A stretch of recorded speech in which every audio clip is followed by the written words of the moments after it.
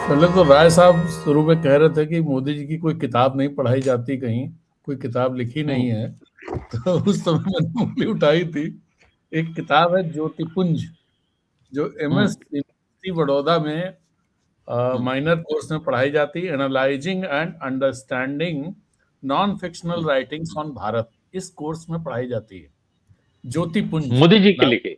मोदी जी, मोदी जी की लिखी है? अरे हाँ। अच्छा।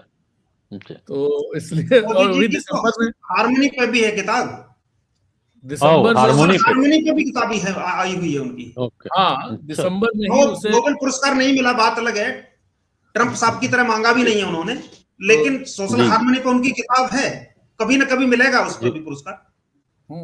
जी। नहीं, नोबेल वाले तो एप्स्टीन फाइल में शामिल हैं, मिल ही जाएगा। हम्म तो हम्म जो नोबेल कमेटी के चेयरमैन या कौन थे, वो तो एप्स्टीन फाइल्स में निकल आए। लेकिन उन्होंने इस्तीफा दिया। उन लोगों का इस्तीफा हुआ है, हमारे यहाँ हरदीप पुरी का इस्तीफा आज तक नहीं हुआ है। जी। खैर, तो एक तो निशिकांत दुबे जो है वो अपने दम पर कुछ नहीं कर सकते। ये ऊपर से उनको निर्देश हुआ होगा कि ये काम करें वो, और वो कर रहे हैं।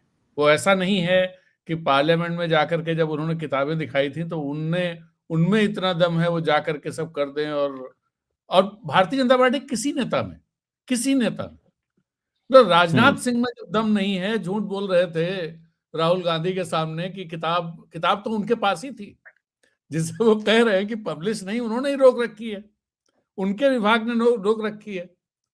तो हम्म वहां वो झूठ बोल रहे थे, अनपब्लिश कहाँ है किताब बताओ, तो किताब आपके विभाग में रखी हुई है। तो खैर, जब राजनाथ सिंह हिम्मत नहीं कर सकते हैं बोलने की, तो दूसरा क्या कर सकता है। तो ये तो कहा गया है कि ऐसा करना है, इस तरह का माहौल बनाओ, ये सब करो। देखिए, मामला क्या है, एप्स्टीन फाइल्स का मामला भी है, बाकी जो ट्रेड डील और सब चीजें उससे जुड़ी हुई हैं। अनिल अंबानी बुरी तरह से फंसे हुए हैं एप्स्टीन फाइल्स में, और अनिल अंबानी और मोदी जी के जो संबंध हैं वो सब लोग जानते हैं। इधर तो बहुत बुरी तरह से फंसे हैं अनिल अंबानी, तो थोड़ा वो संबंध नहीं दिखते, ईडी के चक्कर में फंसे हुए हैं। लेकिन अनिल अंबानी कई जो ऑफिशियल ट्रिप्स रही हैं मोदी जी की, उनमें साथ गए हैं, और डिफेंस की 5 डील्स में उनको भी कुछ मिला है अनिल अंबानी को। अनिल अंबानी ने एप्स्टीन से, जब वो मुश्किल में थे, तो $750 मिलियन मांगे थे। अब एप्स्टीन से अगर $750 मिलियन, ये सब उन मेल्स में है, $750 मिलियन अगर मांगे, तो इसका मतलब कि अनिल अंबानी के एप्स्टीन से बड़े अच्छे $750 मिलियन बड़ी रकम होती है। तो उसने कहा कि भाई, हम ये पैसा तो नहीं दे पाएंगे, लेकिन हम तुमको बताते हैं कैसे क्या करो। तो उसने कहा, तुम अपने को दिवालिया घोषित कर दो, और पैसा जो है वो सेफ हेवन में लगा दो, जो वो सेल कंपनी है उधर डाल दो। तो आपको याद होगा कि अनिल अंबानी ने अपने को दिवालिया घोषित किया है। अनिल अंबानी ने अपने को दिवालिया घोषित किया है। तो ये सब चीजें, और अनिल अंबानी किस बूते पर ये कह रहे थे कि हम पूरी मार्केट दे देंगे आपको भारत की, इन सब की जांच होनी चाहिए ना। और दिक्कत क्या है कि विपक्ष भी हवा हवाई बात करता है, एप्स्टीन फाइल्स ये आ गया वो। थोड़ी मेहनत करके लाओ यार, निकाल के लाओ और खड़ा करो मामला। आप 2014 के बाद से अनिल अंबानी कितनी ट्रिप्स पे गए, क्या क्या चीजें दिलाई गई, राफेल में क्या हुआ, फ्रांस की प्रेस में क्या छपा, वहां के प्राइम मिनिस्टर ने बयान तक दिया था। तो वो सारी चीजें एक एक डॉट्स जोड़ करके मामला खड़ा करो और उस पर लाओ। तो पता नहीं ये लोग, मतलब तब तक टाइम निकल जाएगा, फिर उसके बाद करेंगे।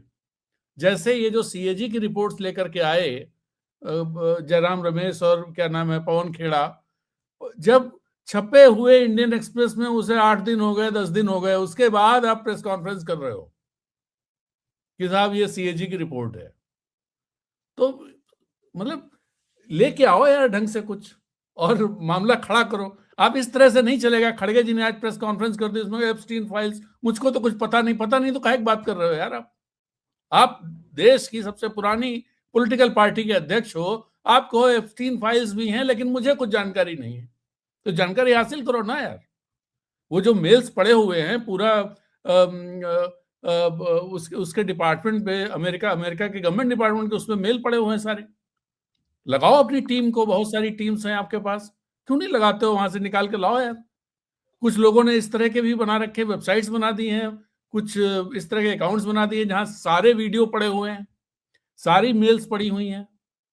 तो भाई ऐसे नहीं चलेगा। दिक्कत क्या होती है अमरीश जी, मैं थोड़ा अलग उस पर जो बात आप कर रहे थे उससे थोड़ा अलग बात करने लगा, लेकिन दिक्कत क्या होती है कि आप पूरी तरह से होमवर्क नहीं करते। जैसे मैं एक एग्जांपल और देता हूं आपको, वोट चोरी कहां चला गया एकदम से? कितनी प्रेस कॉन्फ्रेंस होने वाली थी, राहुल गांधी क्या बता रहे थे? हर महीने इतनी हो जाएंगी, उतनी हो जाएंगी, उतनी हो जाएंगी, 3 के बाद अब गायब हो गया। क्या हुआ भाई उसका? ऐसे नहीं चलता, ऐसे नहीं चलता। आप सोचें कि खाली बयान दे देंगे और सब चीजें, उससे ये लगने लगा था कि गवर्नमेंट भी हिली हुई थी और ये लग रहा था, देश को लग रहा था कि भाई ये चीजें यार कुछ निकाल के, डेटा एनालिसिस निकाल के ला रहे हैं, चीजें बोल रही हैं। वही अब आप कर रहे हो, आप जो है उसको छोड़ दिया। वो प्रेस कॉन्फ्रेंस का सिलसिला कहां चला गया? राहुल गांधी ने आखिरी, मुझे याद है 1 सितंबर को पटना में अनाउंस किया था कि कंटिन्यूअस होंगी, प्रधानमंत्री हिल जाएंगे, जवाब नहीं दे पाएंगे। और फिर जो दूसरी प्रेस कॉन्फ्रेंस हुई थी, हरियाणा वाली जो हुई थी, उसके बाद उसमें भी उन्होंने कहा था कि अभी कई प्रेस कॉन्फ्रेंसेज होंगी। उसके बाद तो कहीं पता ही नहीं चला, कोई नाम ही नहीं ले रहा वोट चोरी का, एसआईआर पर कोई बात ही नहीं हो रही। ऐसे यहां मामला चल रहा है। और ये जो निशिकांत दुबे वाला जो मामला आप कह रहे हैं, इसका कुछ होना हवाना नहीं है, ये मजाक। ये किताबें तो पहले से ही सब हैं ना, ये किताबें तो पहले से ही हैं। ऐसा तो है नहीं कि आज आ गई हैं, आप किताबें वो खोल दोगे तो सब लोग पढ़ने लगेंगे। कौन पढ़ेगा? जिसको पढ़ना होगा, मतलब ये देश को उल्लू बना रहे हो यार। अब देश को क्या बनाना चाहते हो आप? अगर नेहरू के बारे में किताब कह रहे हो तो ये कहो कि ग्लिम्पसेज ऑफ वर्ल्ड हिस्ट्री पढ़े। दुनिया क्या सोचेगी हमारे देश की सरकार के बारे में और हमारे देश के सांसदों के बारे में, कि जो कह रहे हैं कि क्या नाम, दीवान जर्मनी दास या किसी किताब है मथाई की, वो किताब पढ़ो। अरे यार वो किताब क्यों पढ़ो? ऑस्ट्रेलिया के राजदूत ने जबरदस्त किताब लिखी है नेहरू पर, वो क्यों नहीं पढ़ोगे भाई? आप जो किताबें पढ़नी चाहिए उनको नहीं बताओ। आप कहोगे मस्तराम पढ़ो, नूतन कहानियां पढ़ो, ये पढ़ो, वो पढ़ो, क्या मतलब है इसका? मतलब किस तरह की पीढ़ी आप तैयार करना चाहते हो देश में? यहां दिक्कत यही है। देश को उल्लू बनाने की प्रयोगशाला, एक पास की कविता है, उसमें ये लाइन है, मुझे बड़ी पसंद लाइन है, हालांकि उन्होंने राजीव गांधी पे लिखी थी। उल्लू बनाने की प्रयोगशाला बना के छोड़ दिया इन्होंने, सबको उल्लू बनाते रहते हर समय। प्राइम मिनिस्टर कल जो भाषण दिए हैं उसमें कितने झूठ बोले हैं उन्होंने। और जो वो कह रहे हैं कि राहुल गांधी विपक्ष ने राष्ट्रपति का अपमान कर दिया और संविधान का अपमान कर दिया, अब प्रधानमंत्री ने तो किसी का अपमान किया ही नहीं। कल जब वो गए नहीं लोकसभा में, पहली बार इतिहास में, संसदीय इतिहास में पहली बार प्राइम मिनिस्टर ने अपने जिस सदन का वो मेंबर है, उस सदन में राष्ट्रपति के भाषण पर बहस का जवाब नहीं दिया, फर्स्ट टाइम। और कोई बोला ही नहीं है, आपको ये पता है कि नहीं? कोई बोला ही नहीं है, क्योंकि लीडर, अपोजिशन के लीडर नहीं बोले और उधर उधर सदन के लीडर दोनों ही नहीं बोले जी, दोनों नहीं, और भी कोई नहीं बोला है, क्योंकि हुआ ही नहीं कुछ। वो संसद ही वही नहीं चला और पास हो गया, प्रस्ताव भी पास हो गया। तो ये अपमान नहीं हुआ क्या? आप राष्ट्रपति के भाषण पर धन्यवाद प्रस्ताव का जवाब देने लोकसभा नहीं गए, तो ये राष्ट्रपति का अपमान नहीं हुआ क्या? अगर जो उनके शब्दों में कहे तो वो राष्ट्रपति का अपमान नहीं हुआ क्या? क्या वो संविधान का अपमान नहीं हुआ? अभी एक वीडियो टहल रहा है 2014 का, किस तरह से भारतीय जनता पार्टी के सांसद मनमोहन सिंह को घेरे हुए हैं राज्यसभा में और मुंह पे फेंक रहे हैं पर्चे। तो वो अपमान, पंजाब का अपमान, सिख का अपमान, गुरुओं का अपमान, ये सब नहीं था क्या वो? तो ये बिल्कुल कुछ भी बोल रहे हैं। और जैसा कल मैं बता रहा था कि लोग सुनना चाहते थे कि प्रधानमंत्री बोलेंगे क्या, बड़ी उत्सुकता थी, और इसके चलते फटाफट वीडियो लाखों में गया है। लेकिन वो इसलिए नहीं, जो 2015-16 का मामला था कि प्रधानमंत्री को सुन करके हर आदमी जानना चाहता प्रधानमंत्री बोल रहे हैं, वो नहीं था। सबकी उत्सुकता ये थी कि राहुल गांधी का जवाब क्या देंगे, और उसमें कोई जवाब था ही नहीं, कोई जवाब था ही नहीं। हमें चिंता ये करनी चाहिए अमरीश जी, मुझे लगता है चिंता की बात ये है कि हमारी संसद किस तरफ जा रही है। डेमोक्रेसी इन लोगों ने बिल्कुल, मैं तो बार-बार कहता हूं कि अगर ये वैधानिक जरूरत ना हो कि कानून पास करना है, कोई चीज संसद से अनुमति लेनी है, तो ये संसद में ताला लगा के ये अंबानी अडानी को किराए पर दे दें कि भैया इससे कुछ, हाँ और क्या क्या करना है, सब हो जाएगा। ये लोग उस तरह के लोग हैं। कल कह भी रहे थे गुजराती, क्या क्या बोल रहे थे, गुजराती का वो चोरी कर लिया। अरे फिर उल्लू बना रहे हो सबको आप। गांधी कल नाम, गांधी हाँ नाम, गांधी नाम, फिरोज गांधी का इनको पता नहीं है।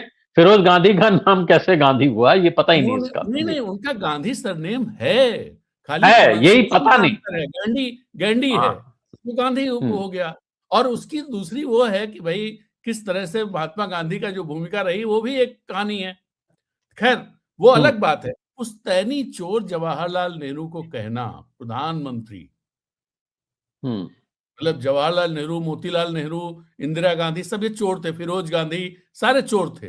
ये जिन्होंने अपना आनंद भवन दे दिया, देश को दे दिया आनंद भवन। ना भी दिया होता, मैं तो वो छोड़ दीजिए दिया नहीं दिया हो, ना भी हाँ, दिया ठीक बात है, ठीक। एक पैसा नहीं, जीवन दे दिया देश के लिए, हाँ, ठीक बात है। जीवन दिया देश के लिए। मोतीलाल नेहरू को कौन सी कमी थी भाई, और जवाहरलाल नेहरू को कौन सी कमी थी जो वो जेल में जाके रहते इतने दिन तक। जवाहरलाल नेहरू के बारे में जो बातें देश को पता नहीं है, वो चरखा चला के हाथ से बना हुआ उसके कपड़े पहनते थे। जो लोग ये कहते पेरिस से आते थे, फलाने से आते, ढाके से आते, अल्मोड़ा जेल में वो रखा भी हुआ है। नेहरू बैरक जो है उसमें वो रखा भी हुआ है, जो करते थे। लोग कुछ भी इस तरह की बातें कहेंगे। अब मेरी दो चिंता, एक तो ये संसद का जो हो रहा है वो तो हो रहा है, नेहरू इतना तक बोला गया था। एक मिनट प्रदीप, एक मिनट, बात खत्म है, मैं आप ही के पास आ रहा हूँ, आप ही के पास आ रहा हूँ। हाँ। दुनिया में लोग हमारे बारे में क्या सोच रहे होंगे, हमारे जो पार्लियामेंटेरियन हैं, लॉ मेकर्स हैं, मतलब प्राइम मिनिस्टर बोल रहा है ये बात। जिस नेहरू को पूरी दुनिया सलाम करती है, उस नेहरू को पुश्तैनी चोर बोल रहे हैं। जी बिल्कुल। अभी ये ऑस्ट्रिया गए थे 2 साल पहले या 1 साल पहले, कब की याद मुझे याद नहीं आ रहा। वहां के प्राइम मिनिस्टर ने नेहरू से भाषण शुरू किया, इन्हीं प्राइम मिनिस्टर के सामने। ठीक है, आप जहां जाते हो वहां नेहरू से बात शुरू होती है, और यहां आप कह रहे हो पुश्तैनी चोर। इससे ये अपना कद घटा रहे हैं, ये अपना कद घटा रहे हैं। इनको जो नेहरू के देश का प्रधानमंत्री होने के नाते जो सम्मान मिलता था, अब जब ये जाया करेंगे इनको सम्मान नहीं मिला करेंगे, ये बता, आप इसे मार्क करिएगा। अभी मलेशिया जाएंगे, अभी मलेशिया पहुंच गए होंगे, कल से जा रहे हैं, कल से जा ही रहे, कल जाएंगे। आप देखिएगा मलेशिया में क्या उस तरह का सम्मान मिलेगा, देखिएगा आप। और ये सब वो देश नेहरू के ऋणी हैं बहुत सारी चीजों में, अपना ही देश नहीं है, जितने थर्ड वर्ल्ड के देश हैं सब ऋणी हैं। Copyright disclaimer under Section 107 of the Copyright Act 1976. Allowance is made for fair use for purposes such as criticism, comment, news reporting, scholarship, and research. Fair use is a use permitted by copyright statute that might otherwise be infringing.